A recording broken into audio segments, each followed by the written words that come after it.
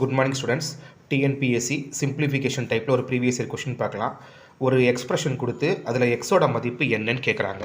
அப்போ முதல்ல நம்ம என்ன பண்ணலாம், அந்த எக்ஸ்பிரஷனை நீட்டாக டைப் பண்ணிக்கலாம்.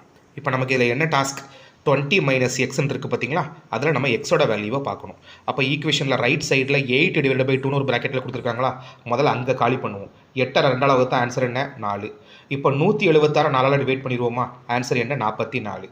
சரி, இப்போ என்ன பண்ணலாம், 44 அப்படியே லெஃப்ட் சைடு ஈக்குவேஷனுக்கு இடது பக்கம் கொண்டு போயிடலாம். அந்த ஸ்கொயர் ப்ராக்கெட்டை மொத்தமும் அப்படியே கட் பண்ணி ஈக்குவேஷனுக்கு ரைட் சைடு கொண்டு வந்துடலாம். கொண்டு வந்தாச்சா, இப்போ 57 44 கழிக்கணும். கழிச்ச ஆன்சர் என்ன, 13. சரி, இப்போ என்ன பண்ணலாம், அந்த ஓப்பன் பிரேஸ் க்ளோஸ்டு பிரேஸ் இருக்குது பார்த்தீங்களா, 37 அதை அப்படியே ஈக்குவேஷனுக்கு லெஃப்ட் சைடு கொண்டு வந்துடலாம். 13 ஈக்குவேஷனுக்கு ரைட் சைடு கொண்டு வந்துடலாம். சரிங்களா, அப்போ 42 மைனஸ் 13 இந்த சைடு பிரேஸ் இருக்குது. 42 13 கழிச்சு ஆன்சர் என்ன, 29.